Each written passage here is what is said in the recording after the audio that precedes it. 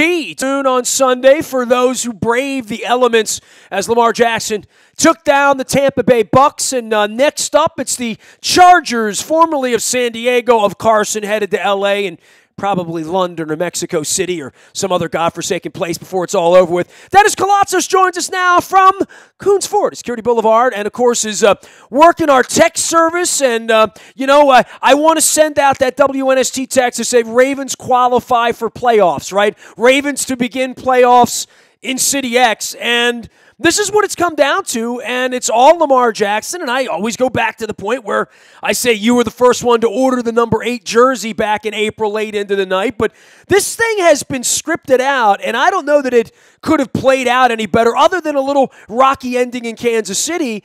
They are willing the style of the fight at this point with Lamar Jackson, right? I mean, that's literally what they're doing. I think we go back to 2000, Nestor. There was nothing to indicate that team was going to win the Super Bowl at any point during the season. People, the naysayers said you can't play football this way. You can't rely on the defense to hold teams to 10 points or less. They have to do more. They had a quarterback switch mid-season. They went from Tony Banks to Trent Dilfer. But how do people know? I don't have a crystal ball. I wish I did. I wish I could be able to predict the future. But look, it's working, and it's time of possession. They're just punching people in the mouth. They're playing good defense, solid special teams for the most part. They had the mishap Sunday, when Cyrus Jones touched the ball and put it on the ground. But aside from that, I mean, they're competitive. They're 4-1 with Lamar Jackson. They're playing winning football, so I don't know what they're. And I have no complaints. I think I like a good running game. So for me, it's been a very fun ride the last 5 weeks. Hasn't been fun in the stands. I had 4 tickets for Sunday. I couldn't give them away, Dennis, and I know you know what that's about as well because, you have trouble giving tickets away.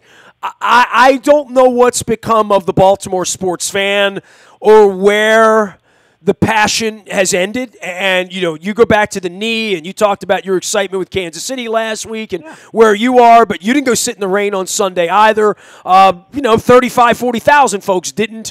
I found people that wanted my tickets. I think they went to the game. They didn't text me a picture and say, here I am or anything. I hope they do. Maybe I should throw them a note. All the colors of the rainbow come out, right? Because everybody has different color ponchos. So when it looks like a united coalition out there of different colors when it does rain, and it's rained almost every week this year, I don't know what to make with where we are for the future for these 2 facilities that your parents, my parents, I'm paying for, Barry and Christos are paying for, to have these stadia built here that now no one wants to go and utilize. It's we're in a weird spot, man. That's all I can say on that front. No doubt about it, Nestor. I had 10 tickets to give away. I gave them away, and like you, I hope they got used. I'm not certain that they did. But I remember watching the game 4 minutes before kickoff, and they're showing sideline shots. I'm looking in the stands, and the optics just weren't good. It didn't look like there was anybody there. They were giving scarves to the first 30,000 fans. I'd like to know if they have some leftover scarves right now at M&T Bank Stadium. I'm not sure that all 30,000 scarves got used. It was that bare of a look. Now, to the fans that went there, a big shout-out to them. They were loud. We've heard the Ravens cheer on TV several times. There was a loud, passionate crowd. But to your point, I don't know what's become of the NFL either. Down in Railjohn, I think if they still call that the Redskins Stadium, Snyder wants a new stadium now for what? He's got 85,000 cinder blocks that are sitting there that's probably about 80% empty these days. So it's just not a problem unique to Baltimore. And the most disturbing part is, Nestor, the team is winning. They're playing football, but the fans are still staying away, at least from the stadium. I'm sure everybody's watching on TV. Everybody's on Twitter, social media commenting, but they're just not going to the game. Dennis Koulatsos is here. He is at Coons Ford, Security Boulevard. He will be here on Thursday from 3 until 5, hosting the SSV on WNST, including on Sunday morning. Sunday morning will be the aftermath, right? Like, it'll either be a late night, all-night flight back where the season's pretty much over, or it's still on and very much on to hate on some Steelers on Sunday and try to get into first place and, try not to have the Browns wreck your season and have a chance to have a home playoff game. I mean, Dennis, this is as weird as it's been for Christmas, where all elements of this season, from where they are at 4-5 to benching Joe Flacco, legitimately benching Joe Flacco, and looking like they have no intention to ever pull him off the bench to some degree, although I still think he has not thrown his last pass for the Ravens, but time will tell. We're going to get into like draft picks we could get in exchange for him. Can you deal him for a third? Can you get a low second for Joe Flacco? I don't know. Maybe you can only get a fifth. I don't know what you're going to get for him. Depends on what that market's going to be.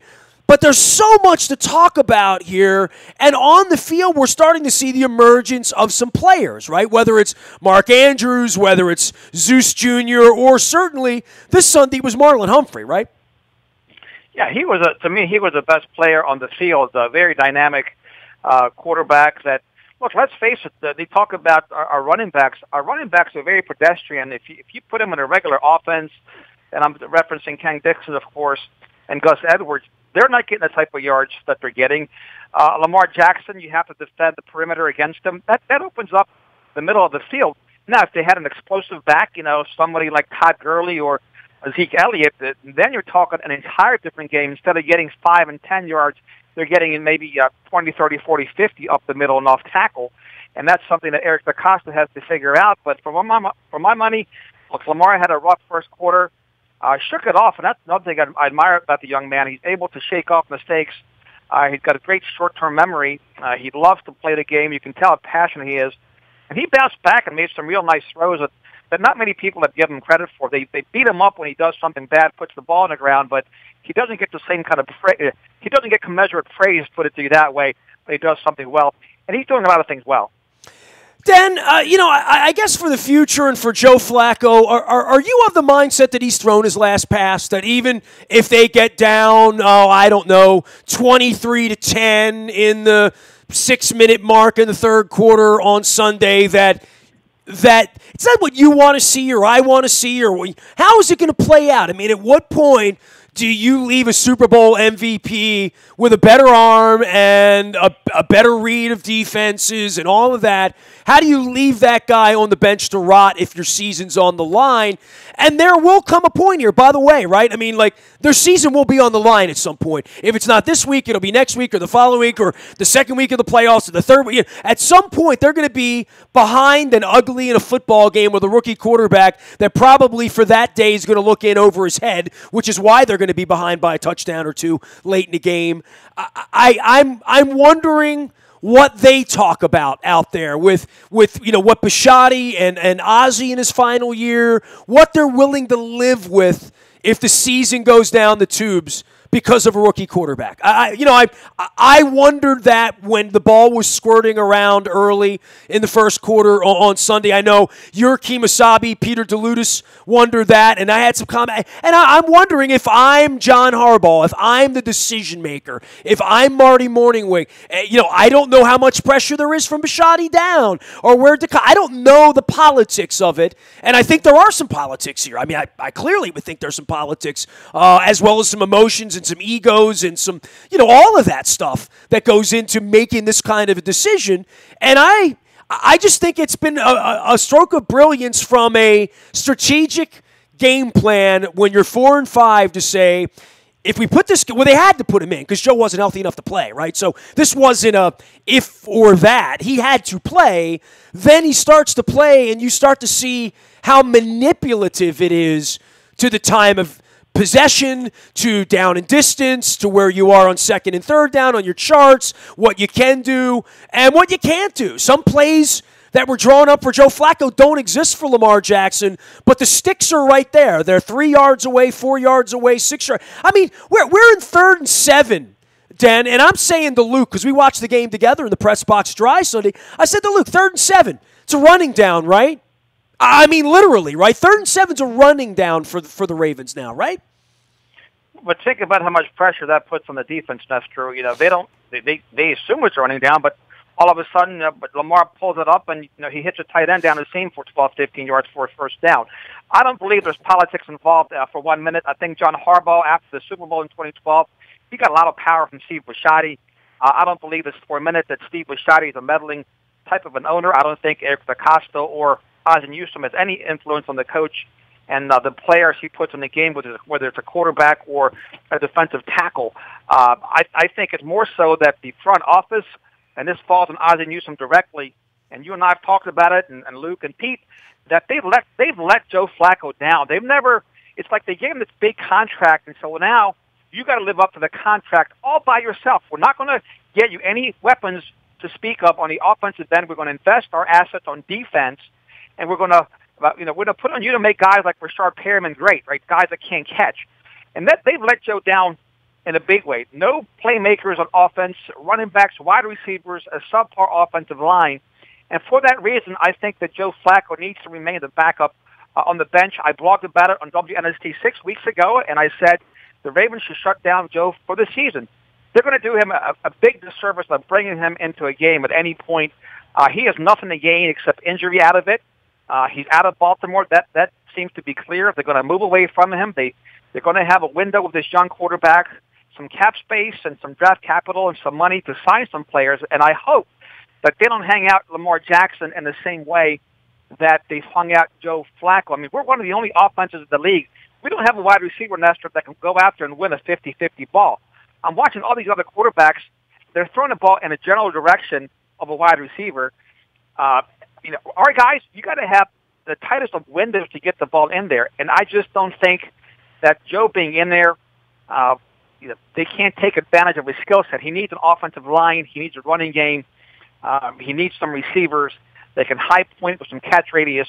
And I don't see Joe getting off the bench unless there's an injury to Lamar Jackson this year.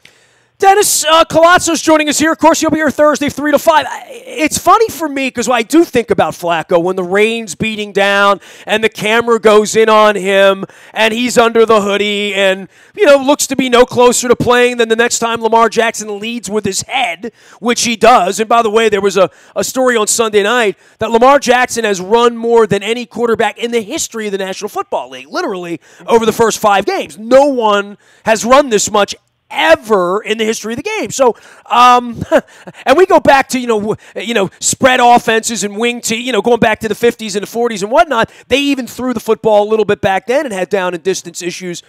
For Flacco, is he washed up in your mind? I mean, I look at what a Saquon Barkley would mean for him and what an Odell Beckham Jr. would mean for him in an offense, or if he were to go, I don't even know. I mean, Garoppolo's going to come back in San Francisco, so that's not a real spot. Arizona drafted a guy, and I don't think that's a good spot for him. But you wonder if he took over a competent team, Jacksonville with a defense, as an example, there are going to be some places, Denver, where maybe he would be a tremendous difference maker if he and Kubiak were teamed together somewhere where they actually had, to your point, weapons for him to use and an offensive line to protect him, because I still think he can go win 12 games if you give him talent. Yeah, I couldn't agree with you more, Nestor, but the problem is when the Ravens drafted Lamar Jackson in the first round, when they traded up to get him, when they gave up next year's second-round draft pick to go get him, that signaled a move away from Joe Flacco. Do I think he still has enough in the tank? Absolutely. If he goes to a team like the Giants, if they invest into a better offensive line with Odell Beckham Jr. Being there and also the running back there, you know what, Saquon Barkley, Joe can still take a team to a Super Bowl. I can see John Gruden. Look, he's a quarterback freak. He had 6 on his roster at one time in his career at Tampa Bay. Not a big fan of Derek Carr. I can see him giving up perhaps even a first for Joe Flacco. He's got $83 million in cap space. He's not going to get fired. He has 9 years left in his contract. Big arm quarterback to make a big splash in Vegas next year. I think that's a great fit, a great landing spot for Flacco.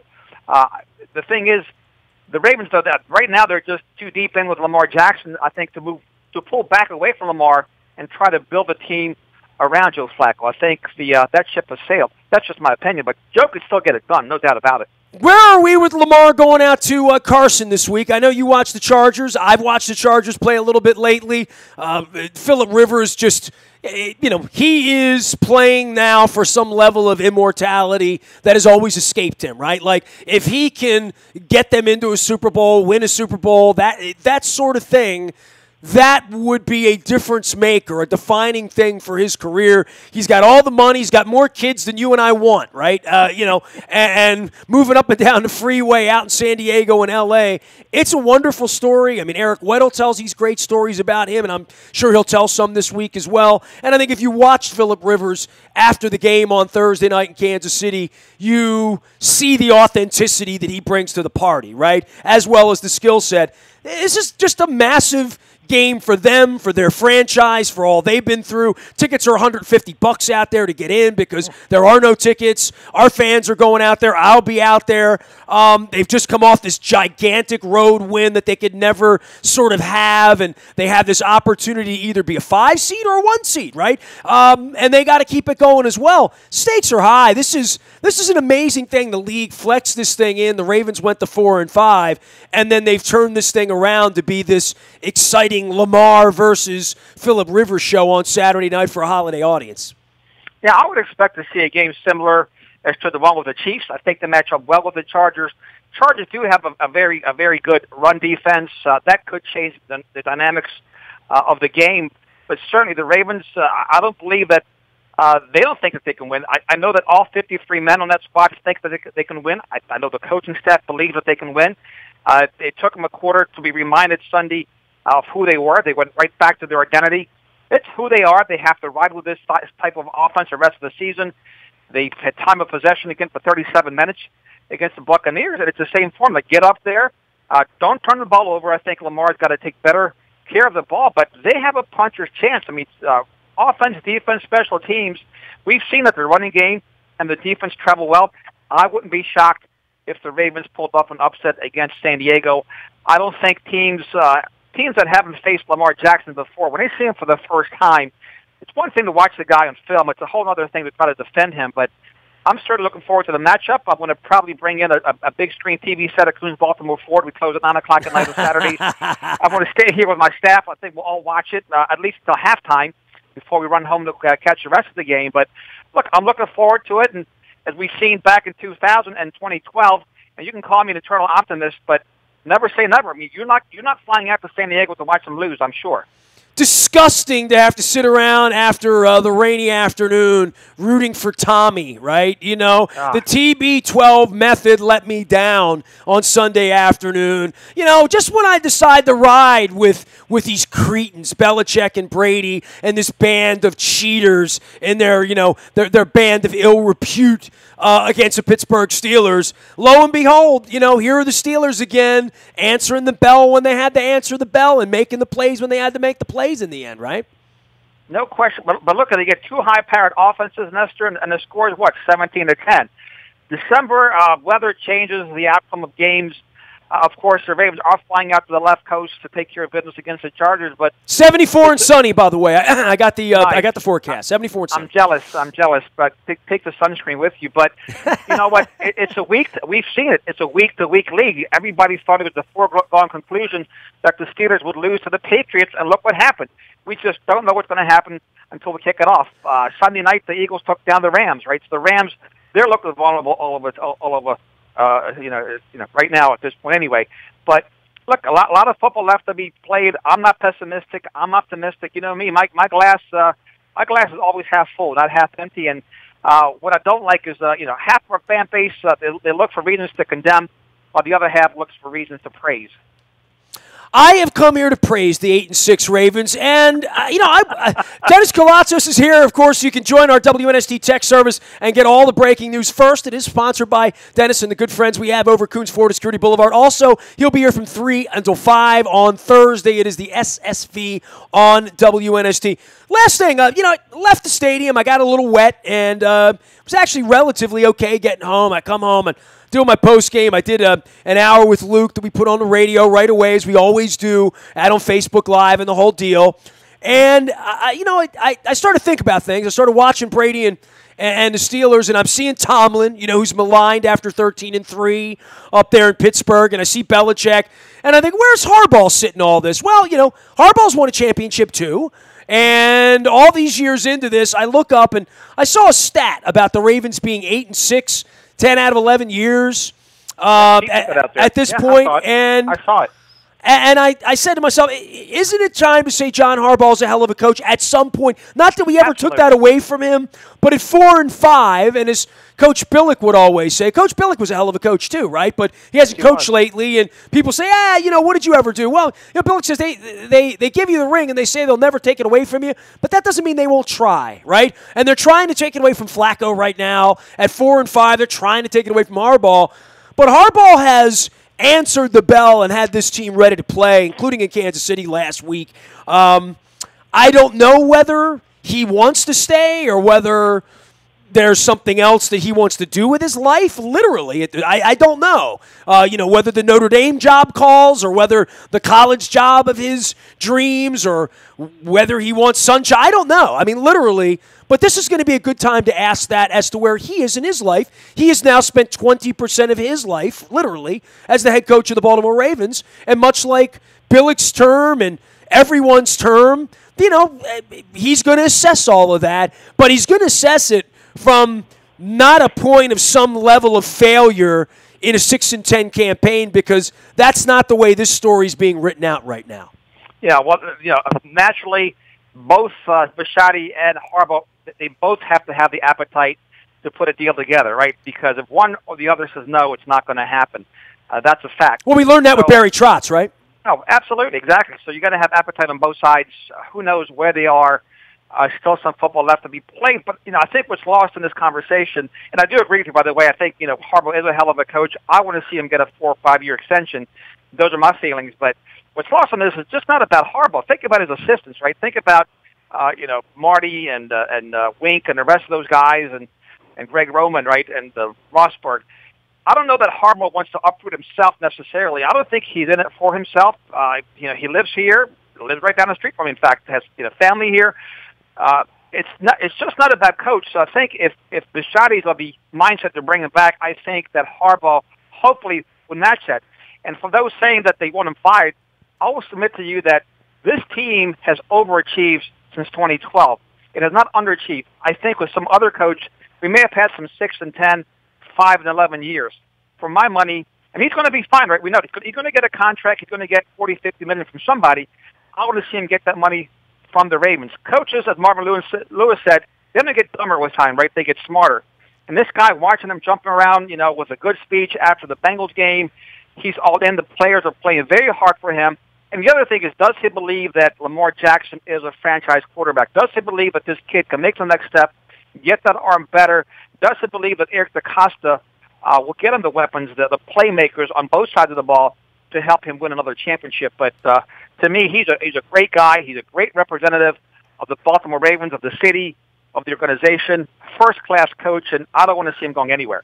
Dennis Koulatsos will be not going anywhere either. He will be over at Coons Florida Security Boulevard. He'll be here on Thursday as well from 3 until 5, hosting some radio. I'm going to try to check in. I don't know what time my plane lands out on the West Coast Thursday, Dennis. I'm going to have to double back with you as to whether I'm going to be there and the same nasty time and the same nasty channel, and I always enjoy my chats with you. They're like therapy when I get together. When I chat with you and Bill Cole, my other sponsors, it's like I get to sit on the couch. It's a lot of fun, man. You guys dissect me when I'm on your dime. Tell me about what's going on out there. We got change of year and the holidays, and I always see these TV commercials where like people give their spouse a car with a bow on it. Does that really happen in West Ball? I'm just asking. I don't know it to be true. It does. I have about 100 giant-sized bows back in my storage closet, and we do pull them out. We dust them off, and this is a great time of the year that people do surprise their spouses in both directions. That really happens. You're kidding me, right? Absolutely. No, I've never, right now in my audience, anybody out there that's ever given their spouse a car, like in the snow where the dog comes out and the kids come out, like on the TV commercials,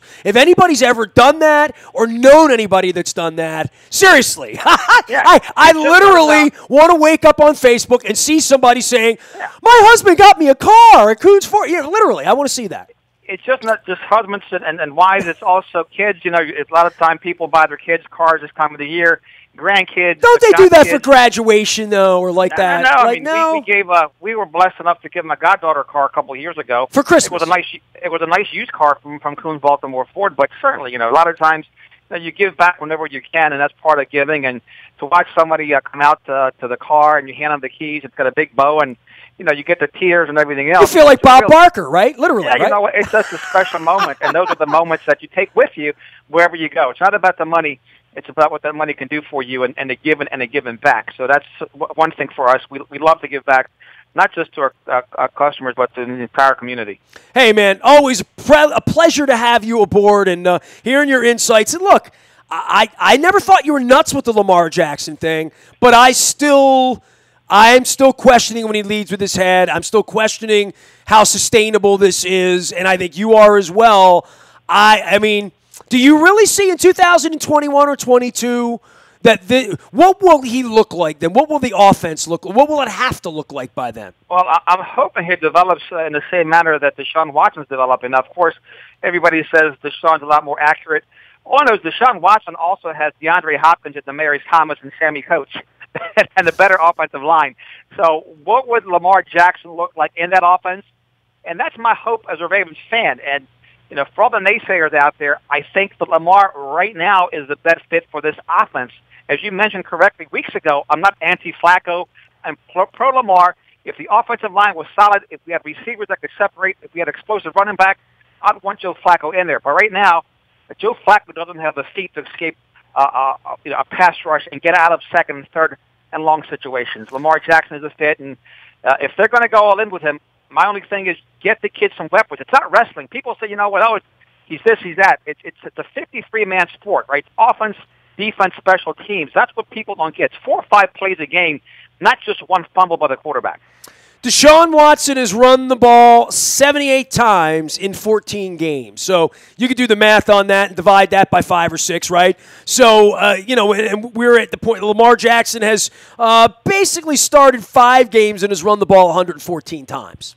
Again, I just point to the weapons that Houston has versus Baltimore, right? Big difference. And, Lamar is running because he has to. He looks downfield, guys are blanketed, right? It'd be nice if he can look downfield and he could see somebody with some separation or somebody he can trust to win a 50-50 ball. He just doesn't have those guys right now, and that's the difference. All right, well, we'll catch up with you between 3 and 5 on Thursday with the SSV on WNST. Rebroadcast on Sunday as well. You can find Dennis out at Coonsford, Security Boulevard, and out on Twitter at the SSV on WNST. Rest up and have a great holiday this week, Den. Send eggnog, please. Send punch. Send gingerbread. Anything seasonal, I'm for, except juniper. I don't like the way they smell. They smell like cat pee. I'm not for juniper. I'm anti-juniper. Facebook, Twitter, LinkedIn, Snapchat, Instagram. You can put your juniper up there because I can't smell it. Nasty at WNST.net 24 hours a day. We're out in Owings Mills all week. We got some the backside of the Brandon Hyde press conference with the Orioles on Monday that I was, like Alanis Morris said, uninvited. Only the 13th year with the Orioles. At some point, they'll realize their stadium's empty, and it might be their arrogance. I am Nestor. We are WNST.net, AM 1570, WNST Towson, Baltimore, and we never stop talking Baltimore sports.